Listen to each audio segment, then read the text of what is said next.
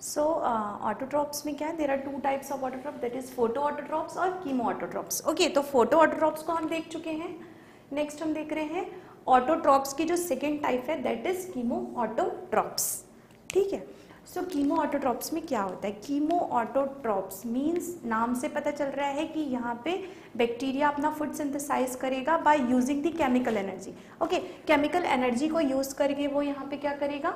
Food synthesise करेगा। Okay, एकदम simple terms में। ठीक है, तो अगर हम इसे क्या देखेंगे, थोड़ा टेक्निकल टर्म्स में डिफाइन करें तो हम इसे क्या करते हैं, कह सकते हैं this are non photosynthetic. Obvious सी बात है, यहाँ पे केमिकल एनर्जी यूज हो रही है, तो ये क्या है, ये फोटोसिंथेटिक बैक्टीरियाज इन्वॉल्व नहीं होंगे। So this are known as non photosynthetic autotrophs, that is the photosynthetic pigments are not present. Okay, so means photosynthetic pigments are absent. Simple से टर्म्स में अपन इसे कह सकते हैं। और ये जो कीमो ऑटोट्रॉप्स होते हैं, मतलब this kind of bacteria uses the chemical energy instead of light energy for their food synthesis. Okay, in earlier in photoautotrophs we have seen that the bacteria utilizes the light energy or solar energy for the preparation of their food materials. Okay, for synthesizing the food materials, whereas in case of chemoautotrophs the bacteria are going to utilize the chemical as a source of energy for synthesizing their food material. So these are non photosynthetic bacteria. Okay, means यहाँ पे ये chemical energy को use करेगा instead of light energy for their food synthesis.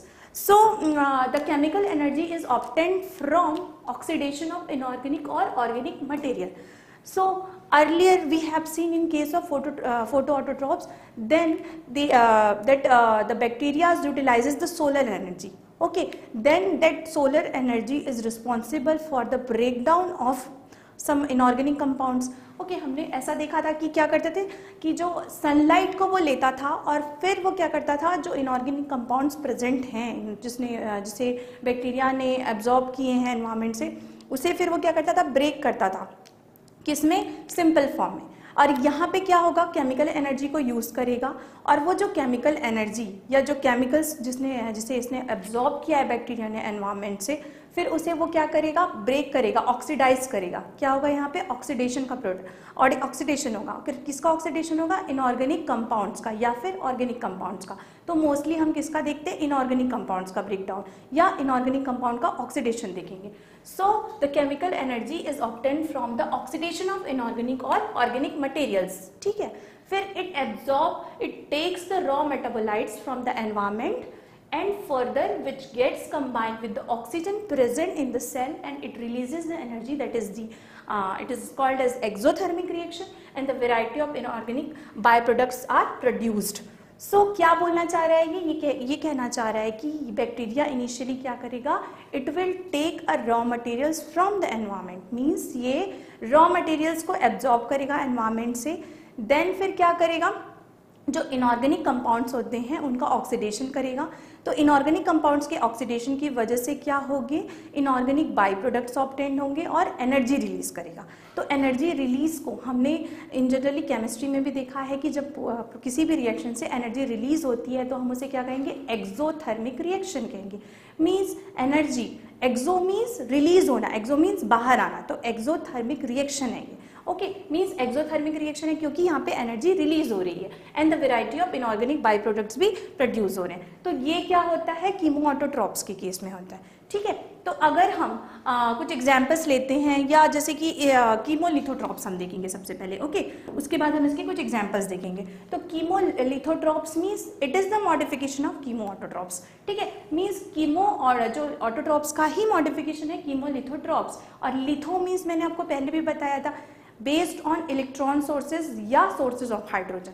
ठीक है, तो हम उसे क्या करेंगे, लिथो मीन्स इनऑर्गेनिक कंपाउंड्स को यूज करके ये क्या कर रहा है, as a energy, as a electron sources या in the form of sources of hydrogen.